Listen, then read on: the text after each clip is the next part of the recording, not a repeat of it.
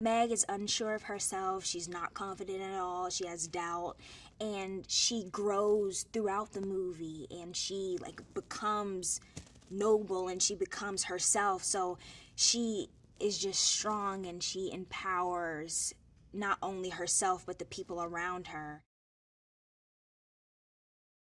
Mrs. Who is... They're all very wise, but Mrs. Who is the wise one, and she's very book smart, and she knows what's going on. And even though she doesn't talk a lot, she's very observant. So she knows what's going on at all times. She listens to people's conversations. She knows your thoughts before you even know your thoughts. There's just so many things that goes through your head when you're about to meet Oprah and you're about to work with her. But she's just so great, and she welcomed me with open arms, and you could tell that she's very focused, and she loves everybody from the crew. She knows everybody's name, from the cast to hair and makeup. She is very, very observant, and you could tell that she pays attention to everything and she doesn't miss anything. And she's just a great actress, and she's very talented, and she knows what she wants to put her character through and what she wants to portray in a scene. So it was just amazing.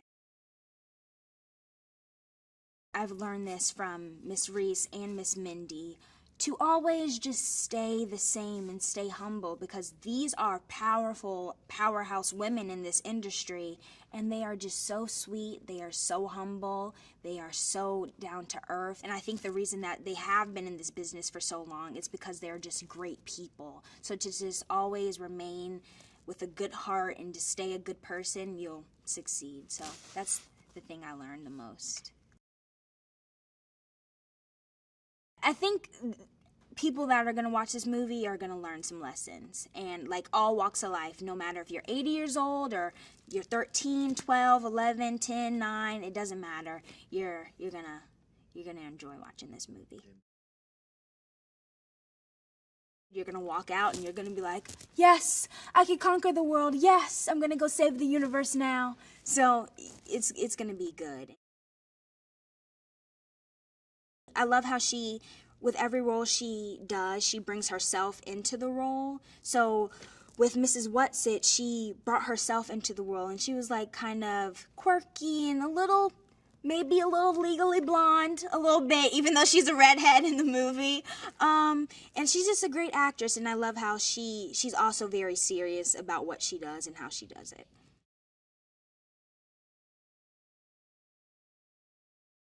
The movie is about a little girl, Meg, whose father has been lost, and she's going through a lot of self-doubt in her life, and these three spirits come into her life, Mrs. Who, Mrs. Whatsit, Mrs. Witch, and they are her guides through the universe where her father is stuck in a different dimension, so they have to go rescue him. My character, Mrs. Whatsit, is the youngest of the three Mrs.s. She's probably only a billion years old. They're all made of stars. And they travel the galaxy and the universe, helping people, encouraging the good. They fight for light and goodness in people and humanity. And my character is sort of an innocent, she's kind of childlike almost. This is her first mission, and she's trying to impress Mrs. Who and Mrs. Witch. But she's also fights a lot with the children and sort of doubts a lot about them. But she kind of grows up and starts to see the potential in Meg, and and really encourages Meg to be her best self. Well, the character of Meg is the center of this book, and she has a lot of self-doubt, a lot of insecurity. She has a hard time at school, and she's just, I think, lost because she really misses her father, and she doesn't know where he went. She doesn't know if he abandoned them. She doesn't know where he disappeared to. So as she finds out from the three missuses that he actually has disappeared into a place and time in the galaxy, and it wasn't an abandonment. I think she starts to gain a little strength, and as she has these adventures and she finds more physical strength and inner strength, she becomes this incredibly powerful warrior for good. And nobody could have played it like Storm Reid. She's an extraordinary talent. She's very self-possessed. She's a very sweet, kind girl, but she also has this strength of character. And she's a phenomenal performer. I've never seen such a young person explore such deep scenes with incredible empathy and just an astute understanding of character. I really think that she's going to have a wonderful career, and I can't wait to see what she does next.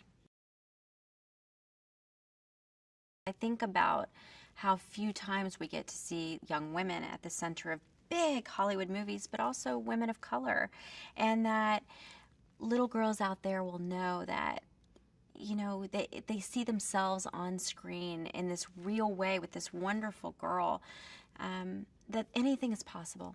You can overcome anything in your life if you have the right mental attitude and the right kind of work ethic. And I think that's what Storm embodies in this story. The missuses in the story are spiritual guides. They're guides who take you through the universe to find goodness and light. And we are there to find light and encourage light. And so when we see Meg, we're called by Charles Wallace. He has this sort of ability to call forth spirits and spiritual guides. And we arrive at the family, and it's sort of unknown what our mission is, but then we realize we have to go and we have to help them find their father, because their father is really a source of goodness in this world. This film is about finding the goodness inside of you, and it is inside of all of us. I truly believe people are good, and I think we have to find that best parts of ourselves and encourage others to find our best humanity. And sometimes we get dragged down by people who encourage the worst parts of our humanity. We got to rise above it. I think it's an incredible time to be a woman in Hollywood. I think it's a time of more acknowledgement, more opportunity than we've ever had. To have Ava DuVernay at the center of this $100 million gigantic Disney production is a watershed moment, I think, in our industry. And to have women like Mindy Kaling and Oprah supporting her vision and wholeheartedly saying, we believe in this movie, we believe this is possible. And I think audiences are really responding to that idea that you can't always see movies from the same people's perspectives over and over and over again. If we don't start seeing different people telling stories they're interested in, that's how society changes. Not by hearing the same stories from the same 20 people.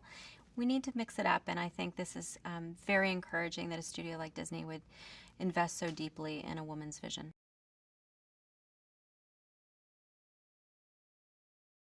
A Wrinkle in Time is a journeying story, a discovering story, a discovering about your own self and about worlds that are bigger than you and beyond you, and understanding how fierce love can drive an entire universe. It's the story of Meg, whose father goes missing. He is tessered to another planet.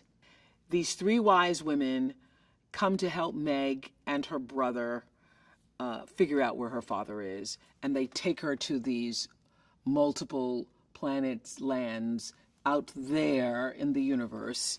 And in the process of discovering her father, she develops courage, and she learns to take risks, and she learns what really matters and what doesn't in the world. And she ends up fighting the darkness by being the light herself. The guided tour of the universe comes at the hands of Mrs. Whatsit, Mrs. Who, and Mrs. Which. And we are celestial beings who have spent some time on Earth, but really haven't been to Earth for quite some time and have been around for millennia. We're like guardian angels, helping people through troubles. And we're looking for warriors because we understand that It is only the light that can save the world. Mrs. Witch, first of all, honey, she is a woman who has her own style, who's been around for millennia, on top of millennia. So she picks her garments from the stars, pieces of the cosmos, and she throws these things together, and she is styling with the help of Paco Delgado. And so she looks good, and she knows it, and she feels good. But she also comes from this universal space of wisdom. For me, she was a cross between Maya Angelou, who was a mentor, friend, mother figure for me, and Glinda the Good Witch, who is my favorite all-time mythical, magical character from The Wizard of Oz. So you have a little bit of Glinda, and then you have a lot of Maya. And so you combine the two and put me in the center as the vessel for it, and you get Mrs. Witch. Mrs. Witch is very different than Mrs. Who and Mrs. Whatsit. First of all, Mrs. Whatsit she's only a millennia or so she hasn't been around as long as I have. She's a youngin'. And so is Mrs. Who. Mrs. Who is more literal and speaks mostly she's read so many books that she just, all of her languaging and all of her voice comes from things that she's read. So she's very well seasoned and read, so she knows everything that's ever been said that's wise. However, Mrs. Witch has the inner wisdom. That's the difference. I think that the particular discipline, organization, and artful eye that Ava brings to the work inspires everybody who's working for her. I mean, she has a work ethic and a way of seeing things that help everybody, the crew, and certainly all of the actors, like, oh, really? Oh, is that what she's doing? That's what she's... So it is just a joy to be able to be in the same sphere with her and to take her direction. Some days it was hard to really comprehend that this was just a young girl for whom this is her first breakout role, and she's not some seasoned, experienced actress who's been doing this for years and years. Solid as a rock, stable, centered, focused, on it, knowing her lines. I hadn't seen a work ethic like that in someone so young, and who's also so kind. That's a girl who's been raised well, because she's also so very kind. The movie stars a young girl named Meg Murry, who is a really unconventional star for a movie because she is not a cheerful, kind of plucky, happy teenage girl, but kind of a troubled girl. She is troubled. Her father has been missing for 4 years, and she's kind of at a really low moment in her life. And she's missing her dad. She's getting teased at school when she is visited by 3 celestial beings, of whom I am one. Mrs. Who was a very mysterious character to me because she speaks only in quotations. And so for someone like me who's very expressive and has a lot to say and a lot of personal opinions, it was really challenging to take on a role of somebody who only spoke through other people's words and sentiments. And it also means that I couldn't improvise on set, which is kind of one of the first times that's ever happened. I think I would have gone my entire career and only done comedies set into present day, and people would have been happy. So the fact that Ava saw me as someone who could be in a science fiction movie and be playing a character like this is sort of beyond my wildest dreams. This was truly a world. Like, this was something that Ava had to create with Paco Delgado, our costume designer, and they are like nothing that anyone has ever seen. Certainly not me. And the fun thing about my character is that she really pulls from so many different cultures and continents and ages. So she has kind of like she has a tribal feeling to her, but also a very like world culture. It's just everything. If you look at her, you see influences from geishas, from African clothes, from some Indian things, and even some like Nordic influences. So her costumes, I think, are amazing. When you talk to Storm, she's, so joyful and funny and articulate and positive. And so we really got to see what an amazing actress she was, because she really embodied this character who was, has a lot of contempt for people, kind of impatient, private, sad. And so having Storm play Meg was kind of a really wonderful thing to see, because you really got to see her disappear into her role. Oprah was cast so perfectly as the head missus, who is not only the wisest of the three of us, but has seen literally everything in the universe since the beginning of time. So that was, if you had to think of a human who would embody that, it'd probably be Oprah Winfrey. Ava's unique because she knows exactly what she wants, and she's very precise, but she has a warmth about her. And so, which I think is very useful with actors, because as a needy actor, you want to feel like you're pleasing your director. And so she will very warmly tell you exactly what she needs. And I feel like I'm like a real A student, and I need to hear that kind of precision, but also have a very like big ego. So I want to be told it in a way that's coming from someone who is already like a fan of what I'm doing. So she manages to do that really well.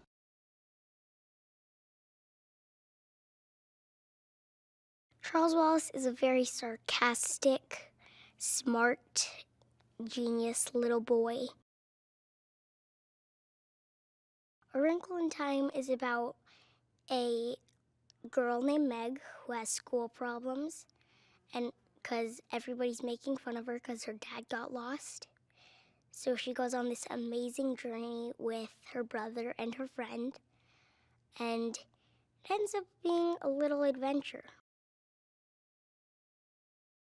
Zach, he's amazing. He could say the most hilarious thing anybody's ever heard and do it with the straightest face.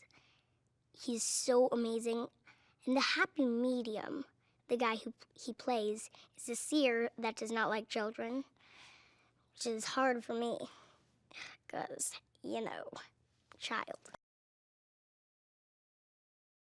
Oprah Winfrey is, no matter how famous she could be, she's just the most incredible person to work with.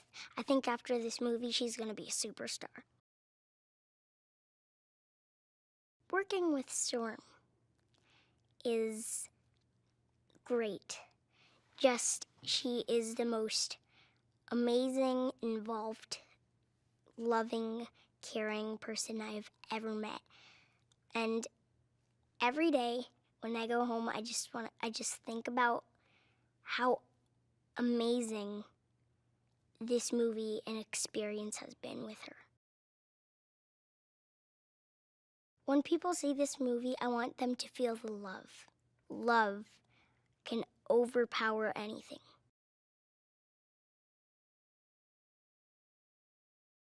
It felt like I was on a different planet. I guess Uriel, it would be. The rolling hills, the flowers. Because there's this portrait mode on my phone. I know I have my camera with me, but there's this portrait mode, and there were all these flowers, beautiful, beautiful flowers, and there was a flower, pinker. It's like I saw colors that popped more than you'll see anywhere else, and I took so many photos. It was photogenic. It was like something that. It was like something that I'd never seen before, and it was like something that I can't imagine many people would have been able to see before. It was incredible. The theme of the film is fighting the darkness and keeping the light, and like my character, Calvin, he has a lot of light. He's a very, very kind guy, like as I said before. He always tries to be a nice person because, I mean, he knows what it's like to not be treated nicely, and so it's this sort of, I guess what we always try to be, treat people how you wish to be treated, and he wishes to be treated kindly, and so he wants everyone else to feel the same. And I feel like that's a very, very sweet trait of his.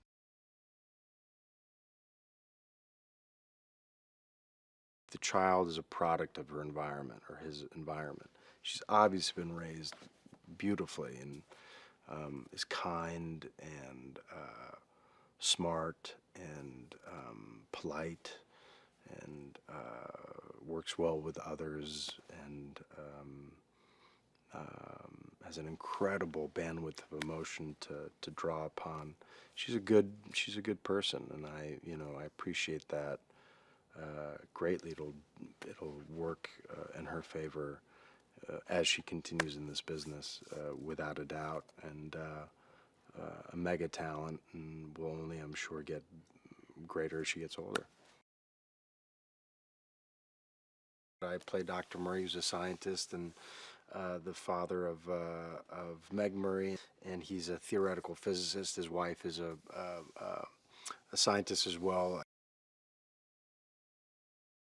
And they essentially make this grand statement that you can travel time-space with the power of your mind using love, which obviously is met with a great amount of derision, and but it turns out to be absolutely true, and he kind of tessers, what they call it, travels outside of space-time to the far regions of the universe and gets lost for 4 years, and then Charles Wallace and Meg Wallace go after him. This film is simply about the power of love, the power of family, the power of being selfless over being selfish. I play a man that's very much driven by ambition and then finds out in the end of the day that the strength of the family and the love of his children and his wife is way more important than whatever kind of singular personal needs that he is going after. And the story that we tell, that many of the great hero journeys tell, is you have to be selfless, and Meg is kind of this embodiment of the family. She's the embodiment of empathy and compassion and love. She is the savior of the family unit. She's the child that reparents the parent.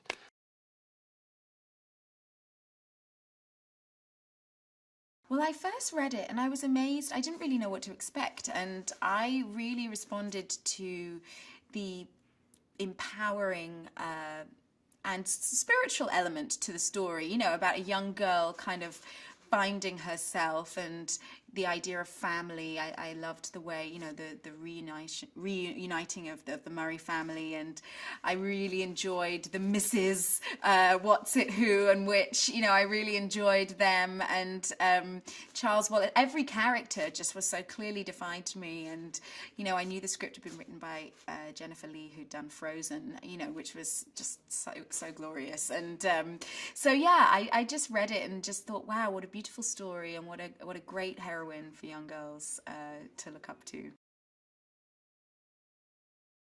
Well, Mrs. Murray, or as we're also calling her, Dr. Kate Murray, because she's not just defined by her marriage, she has also a doctorate. She's an astrophysicist as well, and she's a scientist, you know, much in love with her husband, Mr. Murray, Dr. Alex Murray, played by Chris Pine, and she's a mother to Meg Murray and Charles Wallace.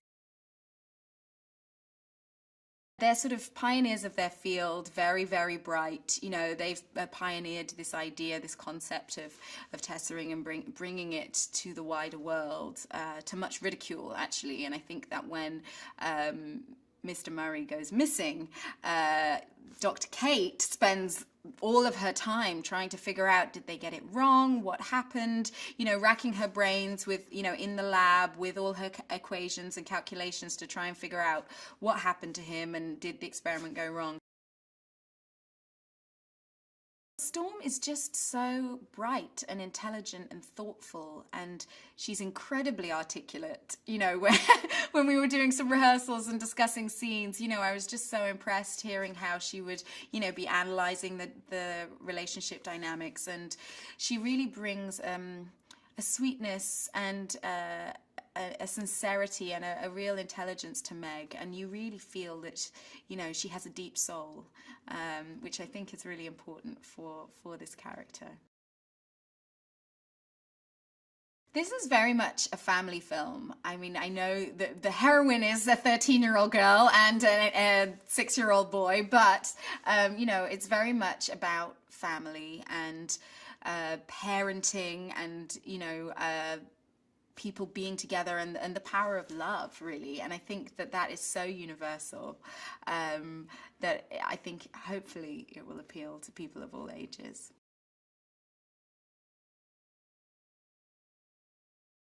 The character in the book is a woman, so the you know, you want to give reverence to the book, but you also have to kind of reinvent things. So he's a little bit trapped inside of his cave because he's scared, and I think he kind of represents maybe some feelings that a lot of us could say that we feel throughout the world these days, being scared and not really want to participate, and so he's kind of grouchy, and you know, when people want to be left alone, they just want to be left alone, and I think that's his kind of angle.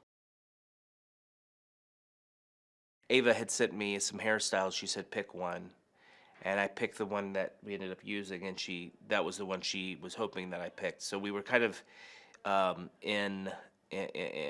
we were very much agreeant of the way this character looked. Nothing. I was just, yeah, if you want to put me in a dress, that's wonderful. I love it. It's very freeing. I wish men had that. I would really like to be in a dress all the time. I could really see myself in a nice sundress. Well, I think the importance that he becomes in Meg's life is that he kind of, you know, he starts out as this grumpy guy that doesn't want kids in his cave, and then I think he's kind of won over. She wins him over by the visuals that he sees. So he decides that he needs to help her, even though he's apprehensive at first because he just doesn't want to be inconvenienced. And you know, I think he's just charmed by her and her plight, and I think he just kind of wants to see it. If he cannot help himself, then maybe at least he could move this young lady into a direction that would maybe open up his eyes a little bit more. Ava did a really good job casting the kids in this movie because there's a realness to them. I think sometimes we put the sheen on children in movies, and you know, we want them to be cute, but Storm is playing it as real, and she broke my heart the other day when we were doing the scene, and I got kind of emotional, and she's a really good actress, and she, more importantly, she's a nice young lady, it's refreshing. God, the look of the missuses is really, it's art. It's really beautifully done. You see, that's where the beautiful, you see the marriage of the artwork coming in film, where you see, okay, here comes the hair department, and then here comes the costumes, the makeup, and it's just a bunch of people using this person as their clay, and it's really kind of fun to see. You know, it's just pretend, but it's adults doing it in this very kind of serious way, and it's, I don't know, it's thrilling, actually.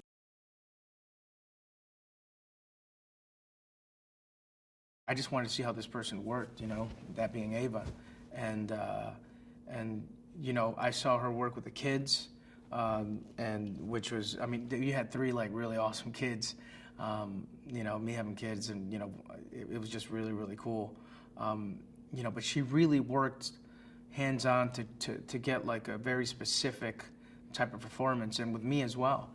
And I had I don't normally do these kind of characters, so I I thought, wow, this would be really interesting. And she, you know, it was just a pleasure to work with, and I'd love to do it again. I play this guy Red, who comes in and he's just a jolly guy. You know, he's dressed in this crazy, colorful suit, and he wants to talk to these children, and like what he really wants, you know, the power of this one kid, you know, that he would benefit from, and you know, he goes to this world, and then I have this crazy suit, and then the kids are coming to get him. And you know, I have these contacts, you know, these red, you know, contacts in my eyes that, like, they were tough to keep on because they kept breaking. Because I wear contacts, and my eyes can get a little bit dry. Hopefully, it's something like the Never-Ending Story. You know, it reminds me of that, like that, a little bit in tone, and that's one of my favorite movies when I was a kid growing up.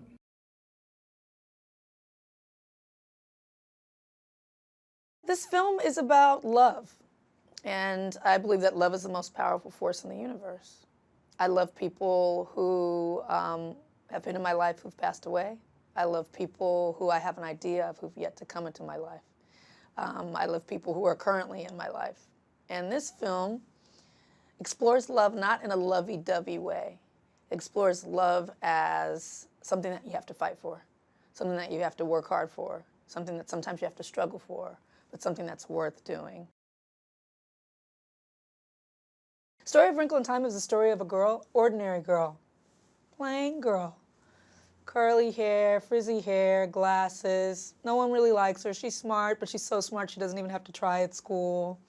Going through a hard time in life. Her father's disappeared. Things aren't good at home. Her mom's sad, she's sad. And her little brother is kind of her only bright spot. And as she's kind of mourning the loss of her father, who's kind of just disappeared, they don't know if he's been kidnapped, they don't know if he ran away. There's just this big gap in her life. 3 celestial beings come, and they inform her that her father has done a heroic thing, that he has traveled beyond Earth out into the universe. And while it's heroic, it's also dangerous, and it's important that they find him right away. And they ask her, is she ready for it? And she says, yes. And off you go on an adventure, hopping planets and going through the far reaches of the universe and different galaxies and different planets to find the father and to rescue him. And so through that journey, she realizes that her power is the fact that she loves this father so much, and that her love can save him from the darkness that he's trapped by. Meg's character is, she's really the everyman, right? I don't think that she represents something more than a human being striving to be their best self. And I think that's the human experience. Certainly she's in a package that's much different than most cinematic heroes. Usually it's some handsome guy who looks a certain way. This hero comes in the package of a little, biracial girl with curly hair and glasses. And it really leans into the idea that any of us can be a hero. And that we don't have to be on the inside of a box to be a hero. Outsiders can be heroes. People who think and look differently can be heroes. Meg is in every frame of the film. It hangs on her shoulders. That's a big responsibility for a girl, who's just barely a teenager. But Storm Reid, know the name. She stepped into it and she filled the shoes beautifully, and I think it's a performance that will stand the test of time in terms of a real sturdy, muscular performance of someone that has a beginning, middle, and end. And an actor who's not just going through the motions, but is really participating in the story in a deeply felt way that I think is going to resonate with audiences. Oprah inhabited this character so fully, so thoroughly, so robustly. She jumped into it with a vigor and a vitality that was really contagious. She would walk onto the set in her blonde wig and her gowns and say, "I am here," and the crew would just start to clap because she was in character. And it wasn't a stretch. And when you think of someone in modern American culture who we would say is wise and all-knowing in so many ways, she is top of the list. And so it was lucky that I had her in my speed dial. Reese Witherspoon, top choice for me for the character of Mrs. Whatsit. I think there are a few actors who are able to balance drama and comedy as well as Reese. She plays a character, Mrs. Whatsit, who is the youngest of the crew. She's the newest. She's the youngest. She's only 2 billion years old. And she's just starting to get into this whole search and rescue Mrs. Squad, kind of roaming the universe and guiding people who need to have light restored in their lives. And so she's quirky. She's irreverent. She says what she feels because she doesn't know you're not really supposed to say things like that. And so she's a little hard on Meg at first. And it's her kind of prodding of Meg that spurs Meg on in some tough spots because Mrs. Whatsit is constantly questioning the value of bringing Meg on the journey. And so Meg kind of has to prove something to Mrs. Whatsit in some ways. But she's a fun character, and Reese played her beautifully. Mrs. Who is an iconic character from the book who speaks in cryptic quotations throughout the book. She is, billions of years old, very wise, and also is so wise that she doesn't even have to use her own words. She just pulls from, everything that's ever been said in the universe, and she uses that to express herself. And so that idea is so provocative, and it was really fun to play with Mindy's quotations, taking some from Madeleine L'Engle's book, and then also creating new ones and tapping into new things that have been said since Madeleine L'Engle wrote the book in 1963. But Mindy was beautiful in playing the role because she is a comedic actress, and she was able to imbue the character that says very few words with a sense of vitality and charisma. And she is very Chaplin-esque in the way that she goes about being a woman of few words, but definitely getting the point across through her body language and her beautiful costumes and hair and makeup. So it was really fun to play with her. Wrinkle in Time, the movie, tries to take the spirit of Madeleine L'Engle's intention, right? She wanted to tell a story about certain themes, about a certain journey of a girl, about a certain self-realization, self-empowerment, self-confidence that comes from going through the trials and tribulations of life. And we did that, maybe in a different way than she told it in 1963, but in many ways similar.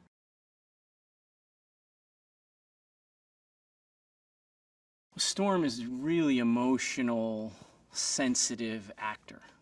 You can feel what she's feeling when you watch her take on any scene and interact with anyone. It just comes across, and it's effortless.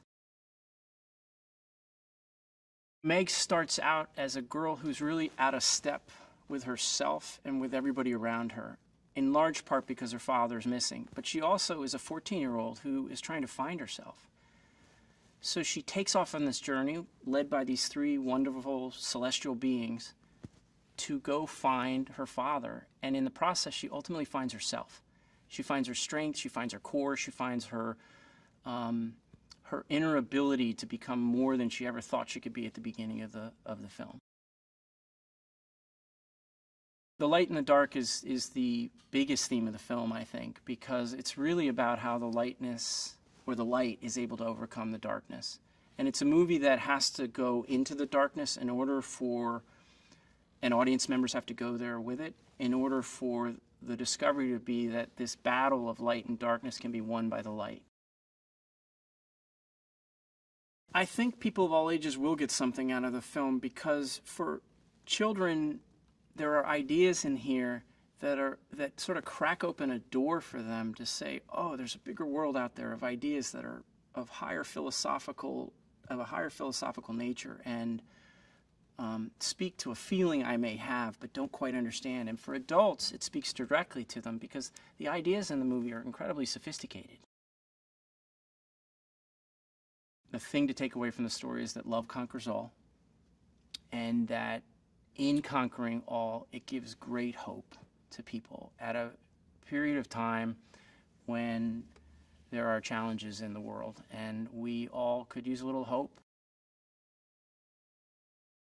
She's an amazing filmmaker, an amazing human being. I feel so fortunate to have worked with her on this film, but also to watch her take these very, very complex concepts and find a way to make them incredibly visual and at the same time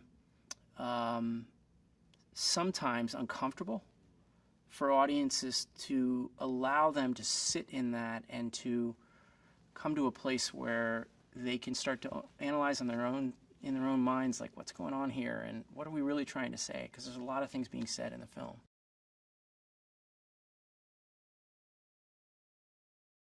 I was in 5th grade, and I got sent to the library for talking too much in class.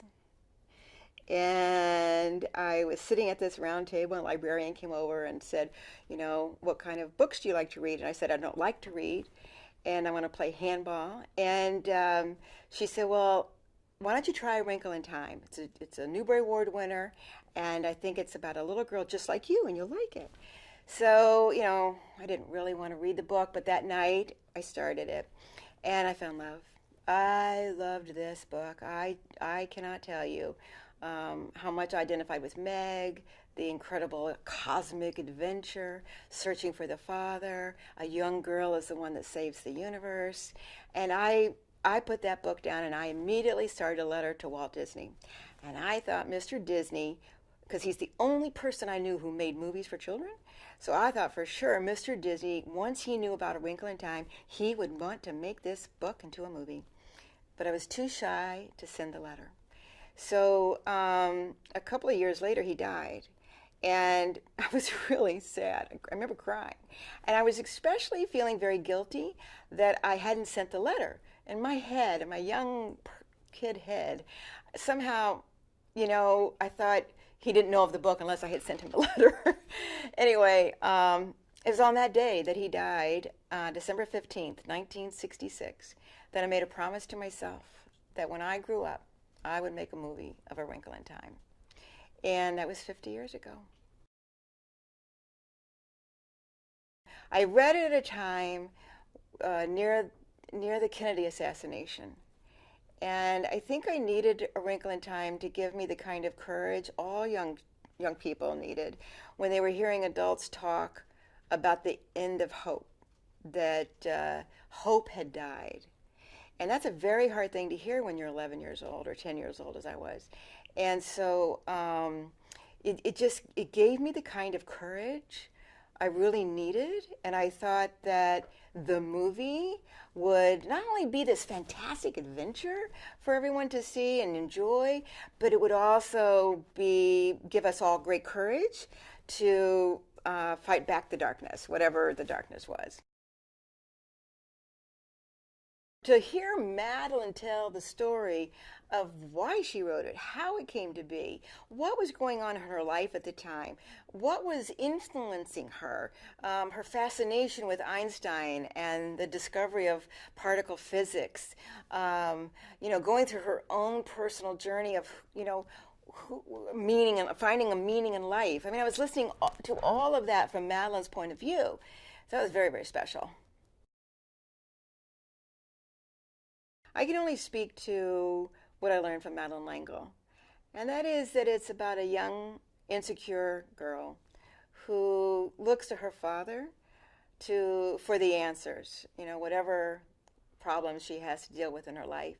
And he's missing, disappeared mysteriously, and she gets the opportunity to go on this grand adventure to find him.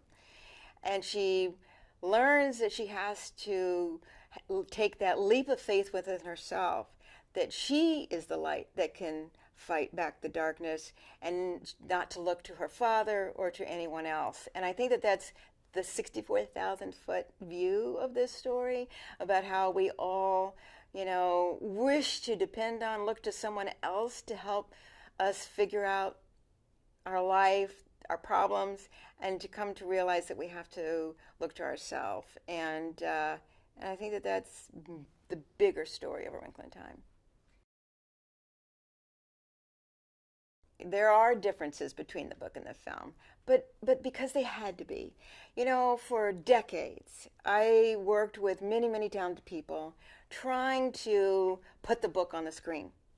And I have to say that in the process of working with the creative team at Disney, with Jennifer Lee, with Ava, specifically with Ava, to come to understand that A Wrinkle in Time was a great influence on a lot of talented people over the years. And so many of the visual things that we kind of think of when we think of A Wrinkle in Time, we've seen in other movies.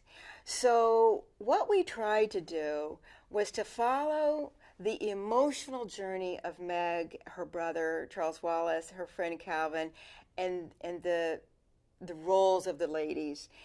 And I have to say, I believe the movie will have a fresher look, a different look. We tried to pay homage to the book every time we could. And I think that those that love the book will find that the movie is very true to the themes and the inspiration that is within the story of A Wrinkle in Time. I've thought a lot about what is it, why did I do this? Why did I work on this for so long and never give up? And I think I dreamt of this moment where I would sit in a darkened theater with my box of popcorn, be transported to another universe, have a wonderful time, be emotionally, go through all sorts of emotional things, and walk out of the theater being uplifted, feeling inspired, and maybe trusting the love that is around me a little bit more. And so I would hope that everyone in the audience has that box of popcorn, that they have a wonderful ride in this cosmic adventure on all these planets and these incredible visual effects, feel and go through all of the stages that Meg goes through, and enjoy the wisdom and the humor and the fun with the ladies, and at the end of the day walk out of that theater feeling terrific about the universe, feeling terrific about their families, feeling great about themselves, and feeling empowered that maybe in whatever kind of darkness they face, they have within themselves to figure out how to overcome it.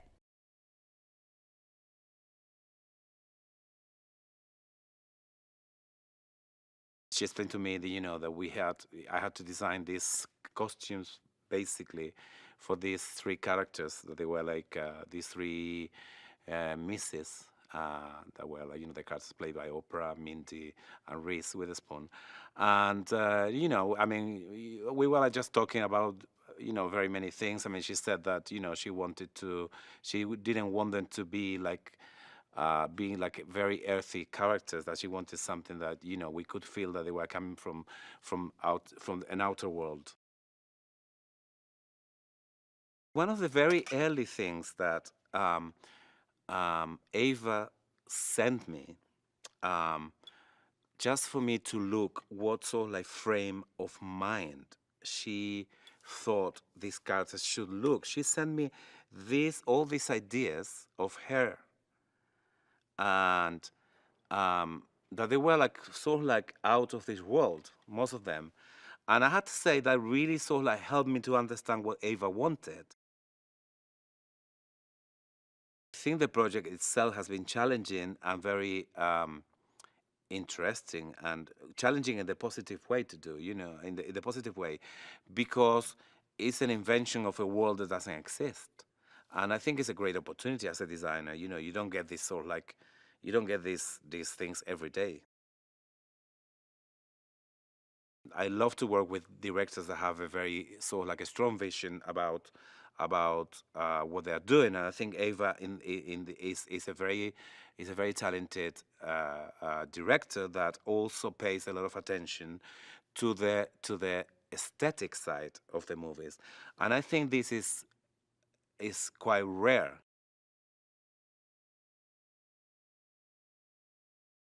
What we eventually decided to do was frame it so that when they come to the forest, it's a recognizable place. It's kind of the planet presents itself in a way that is recognizable to the visitor.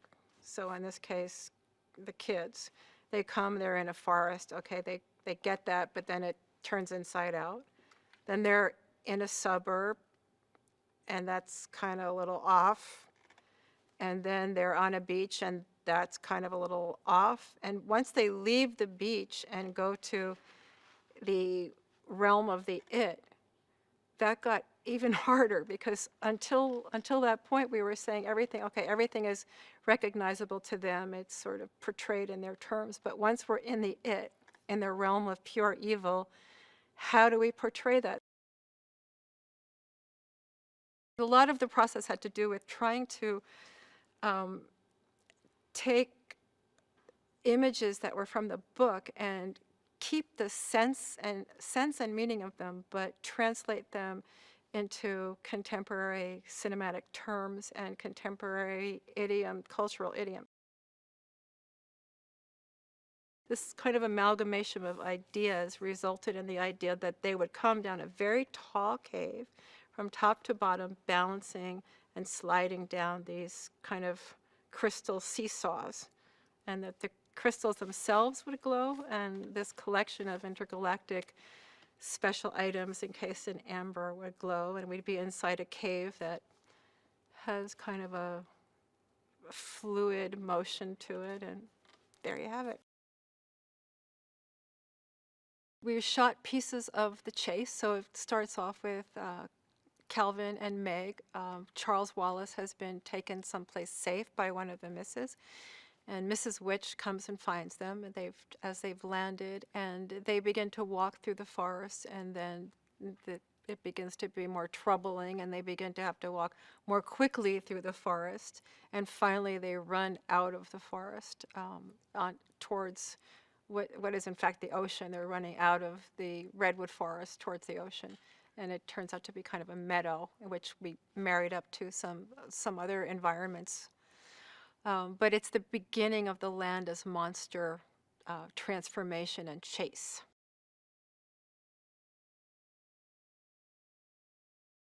Part of the beauty of this film is that there's music plays a big role, I think, in storytelling. I mean, it's very emotional. We are traveling through different planets. So what do all these planets sound like? What's the different instrumentation as we going from place to place?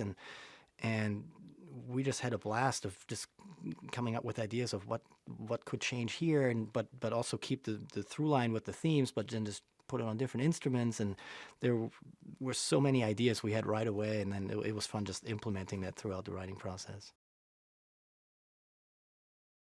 The emotional aspect was very important to her, that there was, because that's really the basis of the film. Sure, it's a fantasy film, the sci-fi elements and everything, but the core of the film is really about love and family and emotion, and that's something that we needed to capture with the music, that there's really a journey with our main character, Meg, and her development through the film, and just how she starts in one place in the movie, but then ends, in a whole nother place at the end, and that we really had to capture with the music and give it adventure and emotion and all that. There's so many different elements. I mean, I'm combining orchestra with sci-fi elements. There's a couple of spots, because the whole time travel idea, there's a couple of spots where I took piano notes and stretched them, so it feels like we're stretching the music as well.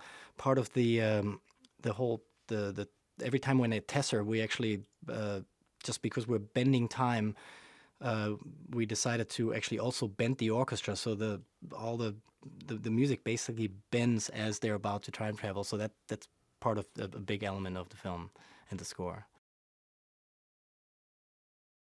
I think it's an amazing ride. I mean, it has everything. It has emotion, it has adventure, it has sci-fi and fantasy, it's fun.